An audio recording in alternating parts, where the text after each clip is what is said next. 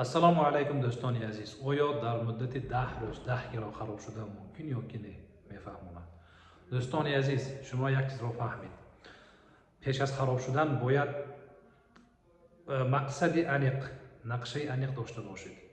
агар нақша набошад, мақсад набошад, план набошад, шумо хароб шуда наметавонед. анакнун ба савол ҷавоб медиҳам. дар муддати 10 рӯз 10 кило хароб шуда наметавонед. дар муддати як моҳ 15-20 кило хароб шуда наметавонед. шумо мумкин савол диҳед,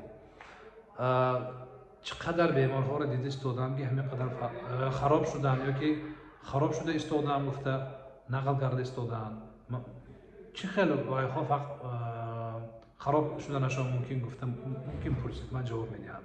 дӯстони азиз, он одамое ки дар 10 рӯз 5 кило 7 кило 10 кило хароб мешаванд, бисёри онҳо аз ҳисоби кам кардани оби худашон хароб шуда истодаанд.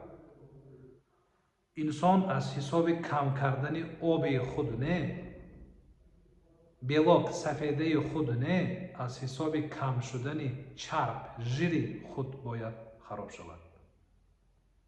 фаҳмидед? агар мо аз ҳисоби кам кардани оби танаи худ хароб шавем, вай весҳо боз меояд. дар рамазон мисол гӯем, агар одамо хароб мешаванд, лекин бисёрашон ба фикри ман фақат аз тарафи жир хароб намешавад. яъне одам дар рамазон як аз ҳисоби кам шудани оби бадан, ду аз ҳисоби кам шудани мушак, се аз ҳисоби кам шудани жир хароб шуданашон мумкин.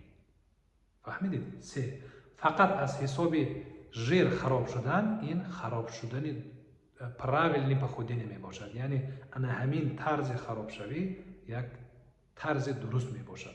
шумо аз ҳисоби кам кардани мушаги худ набояд хароб шавед. ин хел харобшавӣ ба шумо лозим нест.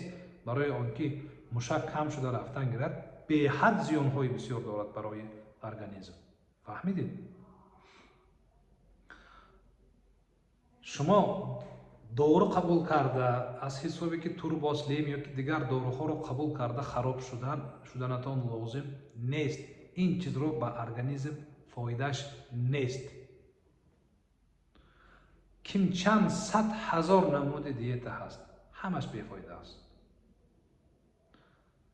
фаҳмидед?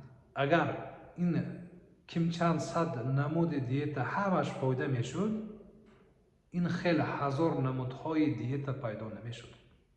фаҳмидед?